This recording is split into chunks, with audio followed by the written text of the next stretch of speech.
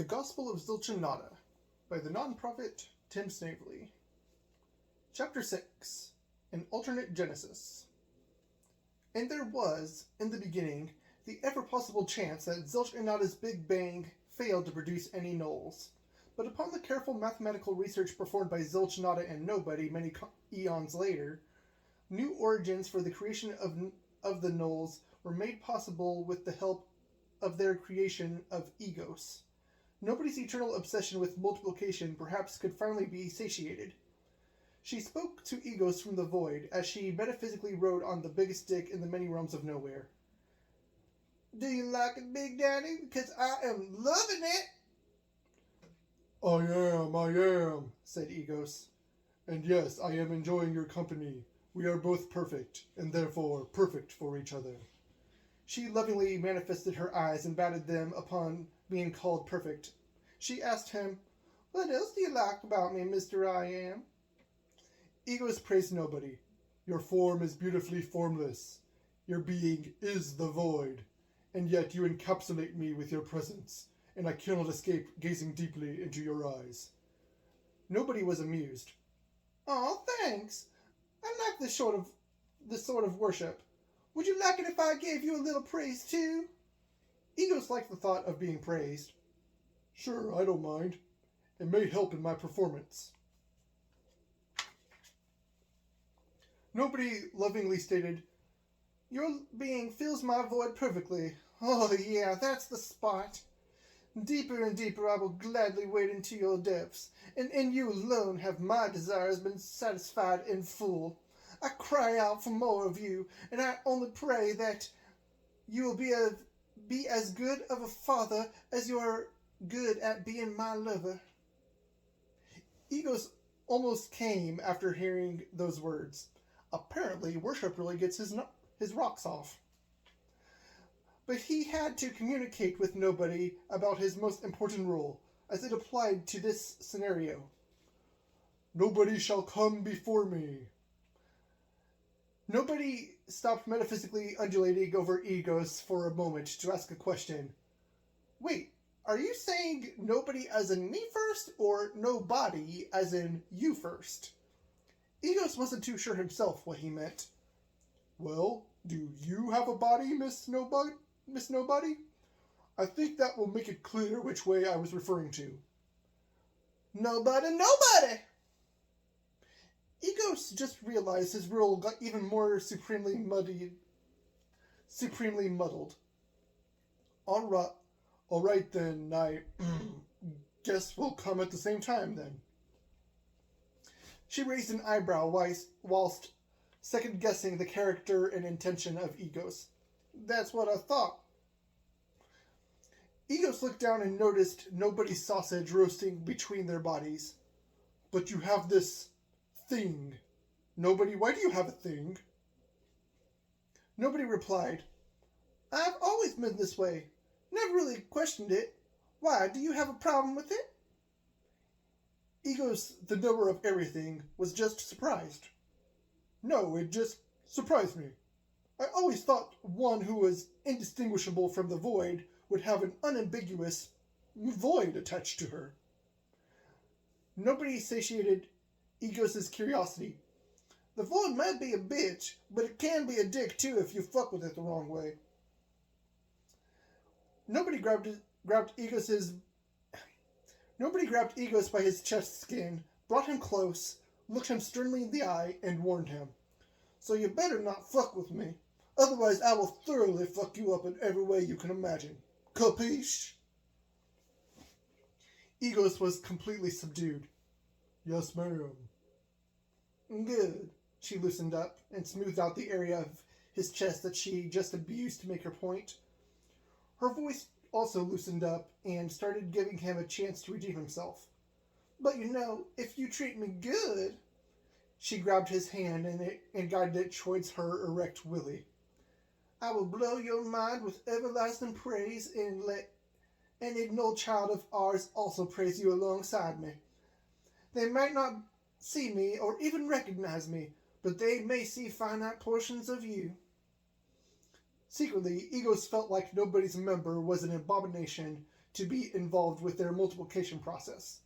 But everything that was going on between them felt so right, and he definitely didn't want to get on her bad side, lest her anger rip him a new butthole. So he sucked up his pride and began to gently move his hand in perfect rhythm to match hers. Nobody was pleased. "Oh, God, keep it going just like that. Oh, you are good, good. Oh, to me, you're the best. No dick is better than yours. Give it, give it, give it." Those praises tipped Egos over the edge too. Their Big Bang created all the knolls, and it was good. Nobody's desire to multiply was finally satisfied. "Woo! All right! We did it! Wow, you sure do know how to give and take away. Blessed be the great I am. And by I mean you am. You are the sex god. Whew!" "Yes, nobody. Now let us make man in our likeness and our image. Let us create him out of the dirt of this obscure rock, from this obscure star system, residing in that obscure galaxy that was basically our cum.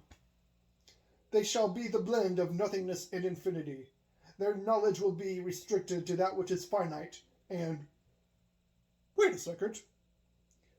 It appeared that light and all of the other primary dimensions resulted from their Big Bang. The dimensions already manifested without any extra finagling. It was starting to look like man was going to show up without any extra help from them. Egos was disappointed because he had a 6-day plan to give man a place to evolve from. But since everything was going its own way... Next page.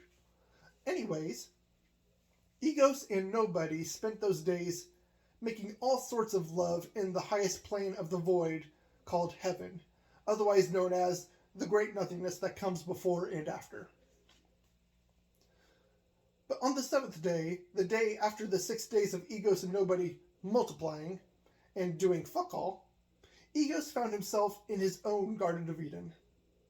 Nobody took leave for nowhere to tell Zilch and Nada about the news about their new baby gnolls. Alas, he found himself alone in the void, in the presence of the obscure goddess named Nothing, and she was beautiful in his sight. Egos inquired, "Hey girl, what's happening?" Nothing just stood there, observing the actions of the void. Egos continued to break the silence. "Yeah, it's pretty cool.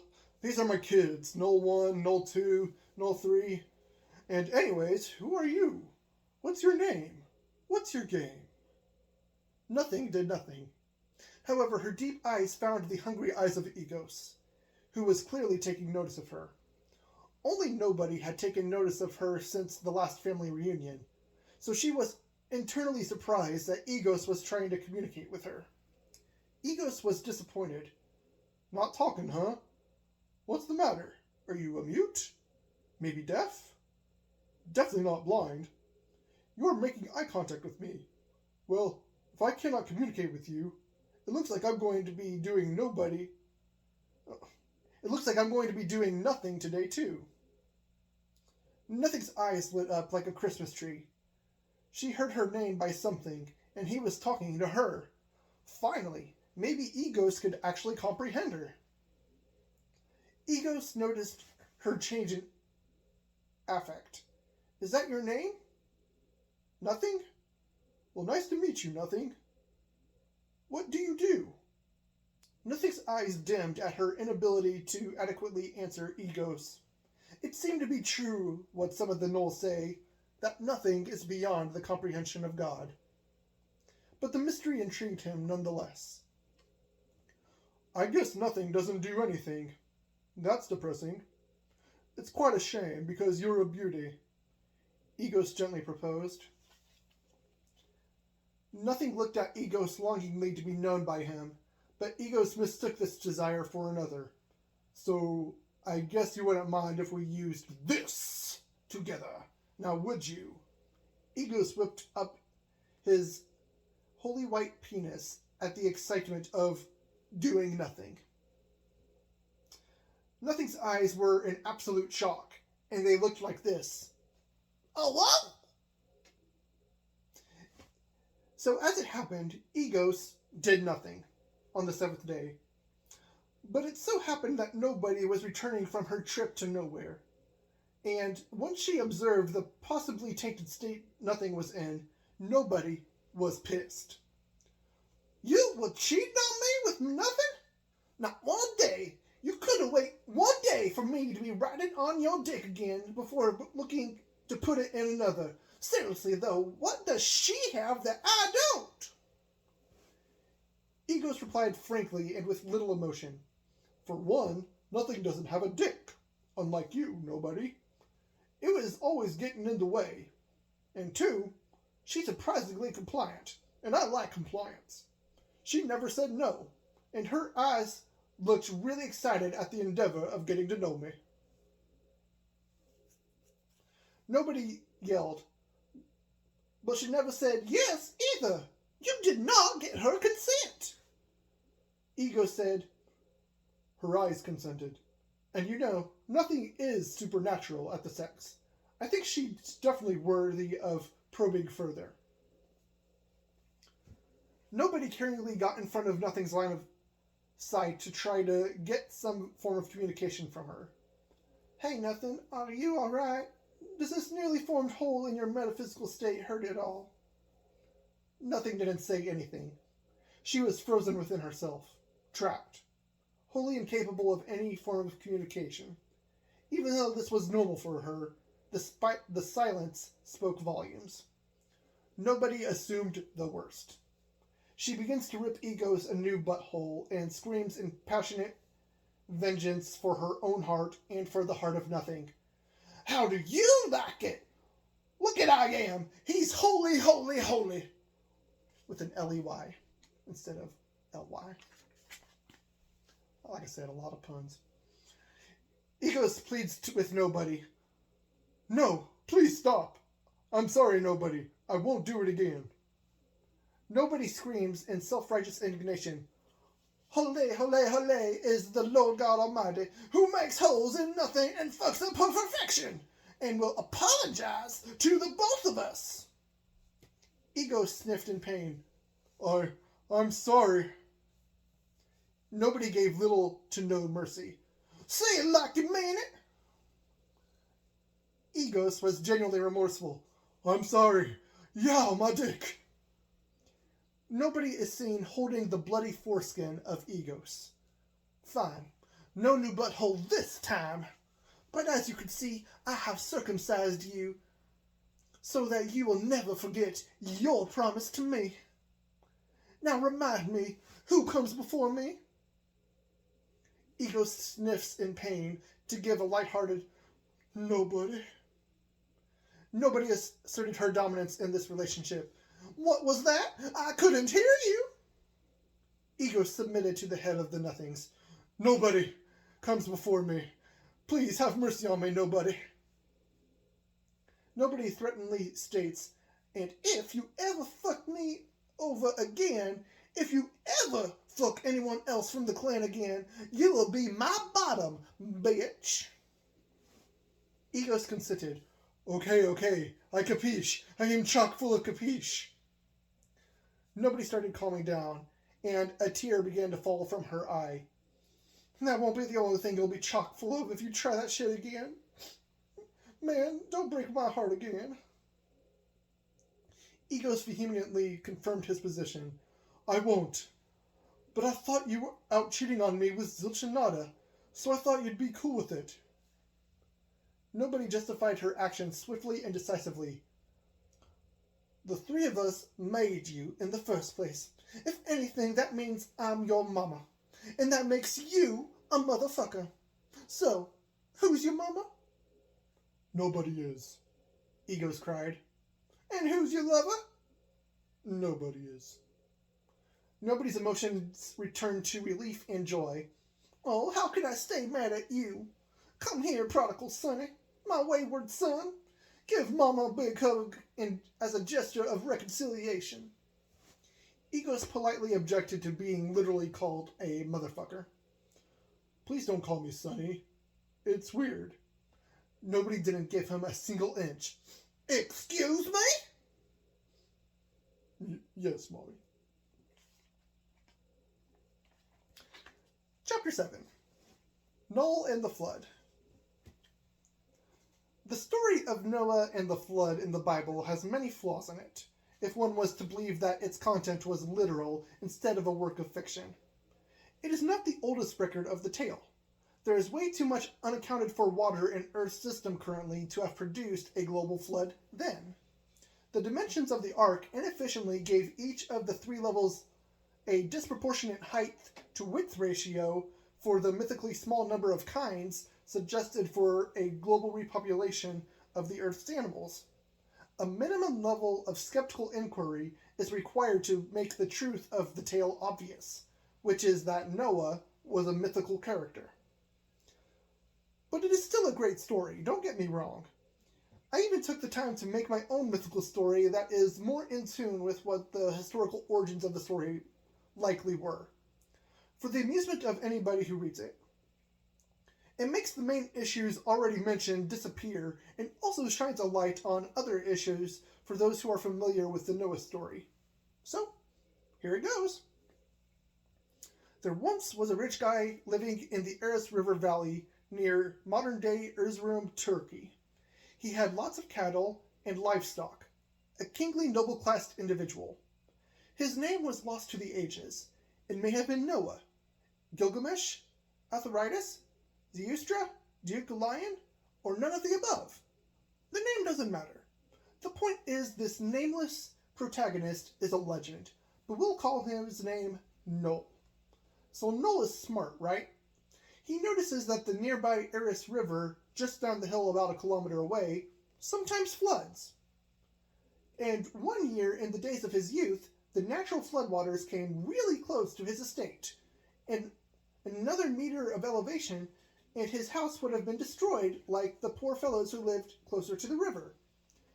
And Noel thought to himself, do you know what? I'm a rich guy. I don't want to be swept away so easily like those poor guys the next time the floodwaters come near. I need to figure out a way to protect myself with some flood insurance. So being a religious guy, Noel prayed to his god or gods, whose precise names were also lost to time, to help give him insight into making the proper preparations for the big flood of unspecified timing. We'll call these gods Zilch and Nada. In his meditative state, Noel was endowed to perform as he believed Zilch commanded him, to act out the most obvious solution, to turn his house into a boat. This was going to be a new second house. It took Noel and his servants a little over a year to make the houseboat, and nobody was pleased with Noel's foresight. Decades pass, with no significant floodwaters to speak of. New neighbors move in close to the river. They made fun of Noel for his houseboat, which was so far away from the Aras River. As Noel got older, he started becoming bitter at the bullying neighbors for making fun of his Zilch-approved boat. Then in the year 6970 BC, all of the perfect conditions for this big flood of unspecified timing began to emerge. In this record-breaking heat of summer, the glaciers around the world receded 20 kilometers, which caused a lot of water to be released back into the water cycle, including a significant rise of melted glacier water in the Dead Sea. A lot of this water was first used in a few consecutive massive snowstorms in the winter of 6969 BC, which caused a lot of the mountains in the area to be covered in a meter of snow. Then, the unthinkable happened. A constant onslaught of thunderstorm after thunderstorm, heavy rain, and a sudden increase in temperature from 0 degrees Celsius to 15. For 40 out of 50 days in the early spring of 6969 BC, there were at least 25 centimeters of rain added to the entirety of the region each of those 40 days. So the winter snow on the mountains melted, the springtime storms raged, and the floodwaters rose. By the 10th day of spring, the waters were already at the level Noel saw in his youth, with no sign of stopping. So Noel called for his servants and his family together and said, Zilch hath blessed me with the foresight to prepare for such a disastrous time as this. Quick, gather my remaining possessions from the house of my childhood and the livestock out in the pasture, and load them into the houseboat. Make haste. So everyone worked together to make Noel's wish a reality. Not an hour later, Noel's neighbors were found walking to him from downstream in deep distress. They said to Noel, "Oh, Noel, we were wrong to have belittled you all those years. All of our possessions and livelihood were destroyed yesterday, and we were swept away downstream, barely escaping with our lives. We have nowhere to go, and no value to our names anymore. If you will have us, we humbly offer ourselves to be your servants henceforth. Just allow us the courtesy to live and be safe from these relentless storms." Noel was not so petty as to leave his mockers to drown. He accepted this as more than adequate retribution for his headaches endured through his adult life. So Noel lifted up praises to Zilch and Nada, saying, "Praise Zilch for providing me with this peaceful acquisition over my enemies. May the world hear thy name and praise thee and accept those who come into your name forever. May the peace provided by Zilch and his lover Nada cover the face of this oblate spheroid we call Earth." For 10 more days, the waters continued to rise as the giant houseboat was adequately stocked with all of Noel's possessions.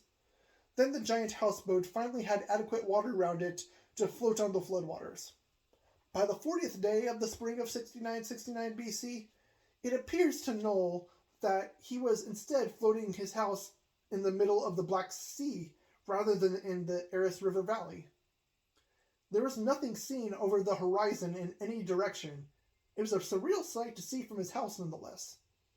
No accessible land was seen for 10 more days as the roaring floodwaters slowly brought his anchored boat house downstream.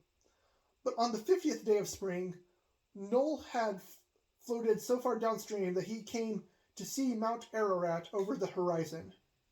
And Noel said to himself, "What a majestic mountain! If I had known such a sight existed, I would have moved here while I was a youth. Praise Nada for allowing me to see these amazingly beautiful sights in my lifetime. I pray, Zilch and Nada, allow thy servant the ability to steer this chaotically floating boat onto this beautiful mountain, where I might live the remaining years of my life free from the threat of floods." So once the mountain drew close 3 days later, Nada allowed one of the anchors of the houseboat to be caught on a deeply rooted tree that also nestled the boat in its thick branches. It took another week for the floodwaters to recede enough for Noel's houseboat to hold its own weight again. And on that day of stepping off the boat on dryish land, for it was still soggy from the heavy rainfall, after 50 days of being bound to his houseboat, Zilch sent a legendary triple rainbow to appear over the still relatively flooded Eris River. And Zilch called down from nowhere and said, "These are my 3 promises to you, Noel. First off, what you have just witnessed was the deepest flooding that will ever happen over the face of the earth. I shall never flood the earth like that again. I cannot say that the total discharge rate of water over all connected basins will never be exceeded, but the amount of volume multiplied to a single river will never get this bad again. Secondly, I will also prevent this beautiful volcano that you landed on from erupting for at least 500 generations of Homo sapien reproduction. You can rest on this once volcanically active mountain in peace. And thirdly, I promise you, it is okay to be gay. My parents are gay.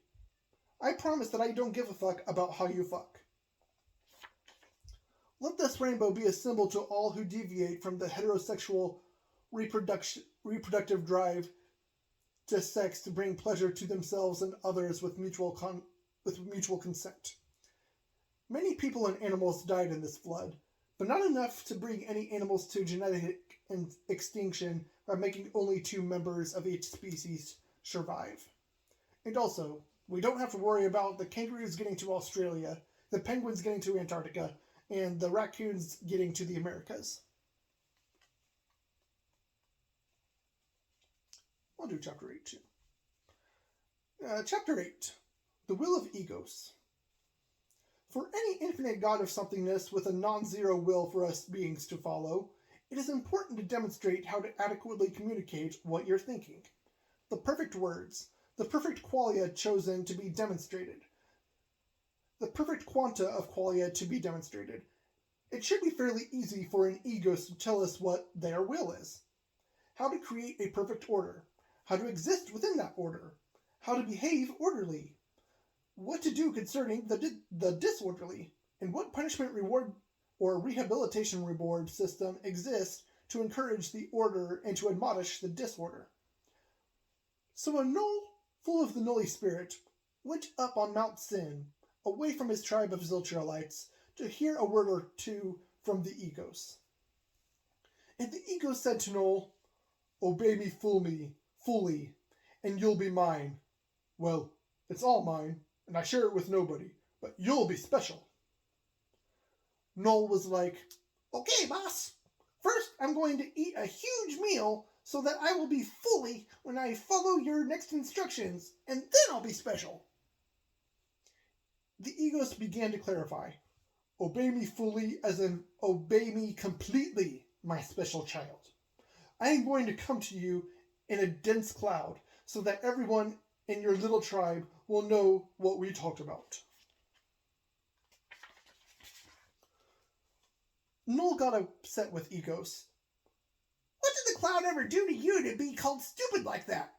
Don't call it a dense cloud. Why not call it a fluffy or sparkly cloud?" A thunderclap was heard as the Egos gave himself a holy facepalm. "Dense as in thick, my special dense child." Null checked out his own buttocks. "So you think I'm a thick child? Thank you, Lord. I shall tell the world of my gigantic ass." Silence ensued for a few moments. Egos had to step up his game. "Just go tell everyone to go wash their clothes and to stay physically away from the mountain of sin. For whoever touches the mountain shall surely die an early death." Null could not interpret this instruction in any other manner. He started screeching to the heavens and jumped off the mountain with a special paraglider. Ego sighed as he called out to Null, "What are you doing, Null? Where are you going?" Null yelled back, "I don't want to die, and I have to obey you completely." Egos yelled, "Everybody will die except for you and Priest Null, you dumb twit." "Sorry, I lost my cool there for a second. Just make sure to come back here when my thick cloud shows up in 3 days." Null calmed down a bit and yelled back at the mountain, "You got it, boss." So Null's tribe washed their clothes as Egos commanded. And Null said, "The Lord also said we should have sex with nobody for the next 3 days. I think she's his wife or something." Priest Null asked Null, "Well, how are we supposed to do that?" Null answered, "I don't know. He didn't specify. My best guess is that he wants us to masturbate." Ego showed up on the 3rd day with another thunderous holy facepalm. "Why is there cum everywhere? I told you to abstain from sexual relations." Null replied, "No, you told them to have sex with nobody." "Yes, precisely." "Oh. I guess that does leave the loophole for masturbation, since it is not a relation of sorts." Egos thought to himself out loud, "I really should be more clear on these things. Just come see me on the mountain along with Priest Null, and leave everyone else here at the base of the mountain." So Priest Null and Null met up with Egos at the top of Mount Sin. Ego said to them, "Rule number 1, you shall have nobody else before me." Null repeated, "First nobody, then the Lord. Next." Ego spoke, "No, I am the first. Nobody comes before me." "But that is what you said. That is what I said. Nobody comes before you." Priest Null said, It is rare for a lady to come before any male. She must be easy to please, my lord. Null was like, nice one, bro. Aegis was done with their perversion. Rule number 2. You shall make for yourselves no thing inspired by other things within mass electric space-time and worship them. Null repeated, make nothing and worship it. Next! Ego said to himself, I should have had nobody come down here and do this. She's better at dealing with these pedantic little shits. But I shall press on. I must, for the sake of order. Recuperating himself, Egos continued his dictation. Rule number 3. Don't be misusing my good name. Null asked his lord a valid question. What is your name? So we can know which name not to misuse. I have many names, but the one I wish you to not misuse is the one you use to call on me. Priest Null asked, but what name do you prefer to be called by? Egos paused at the thought of this. The thought was so personal, and he always kept the finite things at a distance up until this point. It was always the vaguer the name, the better. I am, Lord, God, and Creator were a few of his favorites. Egos. Yes, my name is Egos. Please respect this name. Null began inspecting the perimeter surrounding this rule. So, Egos. If I were to say, oh my Egos, would that be misusing your name? Egos answered, sometimes. If you are praying, praising, or otherwise trying to communicate with me, it is a proper usage. But if you scream it out to the void, it is an elongated interjection, which is in vain. Priest Null further inquired, what if someone said, I think Egos is doing nothing. Is this in vain? Egos reflected back to his last sabbatical, when he did, in fact, do nothing. No, I suppose not. I let everything play out for a reason. There are many times when I do nothing. So it is not in vain to make this assessment. I work in mysterious ways. It is, however, the will of Zilch to use their names in vain to accelerate the spreading of the word of nothing into the far reaches of the earth. Zilch adores hearing his Null say, oh my Zilch! Nada will show her grace to those who speak in the tongues of Nada. Nada, nada, nada, nada. Rule number 4. Remember the day of rest and keep it holy. Make sure to have a day of rest at least once every 7 days. Null repeated this back to Egos for understanding. Do nothing, at least 1 day every 7 days. Next! Egos shrugged his thick and cloudy shoulders. Good enough. Rule number 5. Respect those whose being causally led to your own being. Rule number... Priest Null interjected. Wait! I was never asked to be brought into this world. Is it even ethical to bring me into existence out of nothingness without my consent first? Null comforted his brother in the faith. Nobody gave them permission on your behalf, so it's all good, bro. Priest Null sniffed and was visibly moved at this thought. Thanks, bro. That means a lot to me. Null put his arm around his brother. I feel you, bro. Existence. Am I right? Priest Null begot a 1,000-meter stare and exclaimed, Bro, that's so deep. Then the brothers hugged it out. Null thought about this new rule and yelled up to Egos, who was rolling his eyes at their diversion. Wait, Egos, what if those whose causality led to an entity's causality do something really fucked up that causes a physical or psychological disequilibrium in the individual's life? How much respect or honor should these parents or parent-like figures receive? Egos answered, hold on a second. Nobody! Get over here! I'll let her take it from here. This is beginning to make me question my moral objectivity, and I can't afford to lose that. Nobody began to speak from the now fluffy, sparkly, and thick cloud. You rang, honey? Oh, hey, Noel. Priest Noel. Look, I saw the whole thing, so let me help out. I want you to give respect to everyone, okay? Give others the bare minimum acknowledgement of their shared existence with you. Disrespecting anybody can lead to disequilibrium, and that ain't cool. But honor and respect is to be earned, not automatically given, you see? So if a parent or authority figure in your life does something fucked up, don't feel that just because they caused you to be you in some fundamental way, that you need to continue having them cause chaos to your own equilibrium. You can cut those bitches out in due proportion to the level of harm they caused you and those you love. But no backstabbing, no getting back in vengeance. Where is the case indeed that vengeance is the preliminary cause to psychological or sociological equilibrium. So yes, Noel, there are times when going your own way will cause you to part ways with the authority figures of your youth. Noel exclaimed, I see now why Ego's commanded you to put you before him. Any other rules for us to follow, oh great nobody in the sky? Nobody answered. Just some basic universal shit. Don't kill anybody except in self-defense. Don't be adulterous unless everybody involved is cool with it. Don't steal anything except to fill a direct physiological need of one who is objectively desperate. Don't slant at others unless it is in accordance with the truth, and covet nothing.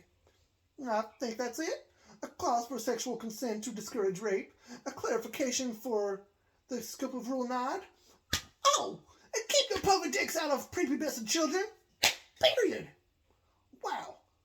Eagles had a list of 613 laws put up on our non-existent refrigerator, and not one of them had a negative child sex command. I'm about to have a strong word with him. Oh, and a suggestion was given by nobody for you guys to figure it out your damn self. You should probably listen to her. The thick cloud possessed by nobody then dissipated into nothingness. Priest Noel announced to the void, That is a good wisdom. Let us go. So Priest Noel and Noel began to paraglide down Mount Sin back to their tribe. On their way down, Priest Noel had an important question to ask Noel in mid-flight. But wait! After being in the presence of Egos and nobody, who had the answers to everything, we're about to be surrounded by a bunch of idiots who barely know their left hand from their right hand. How do you think we should deal with all the dumbassery, Noel? Noel thought about it for a few moments and answered his brother. The best way to deal with the way of the dumbass is by the way of the smartass.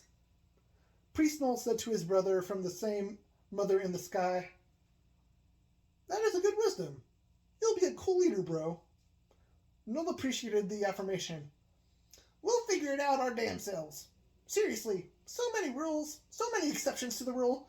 Can't we just all agree to live under the rule of love which lies beyond good and evil, and call it a day? Priest Noel pointed out the reason why. Because man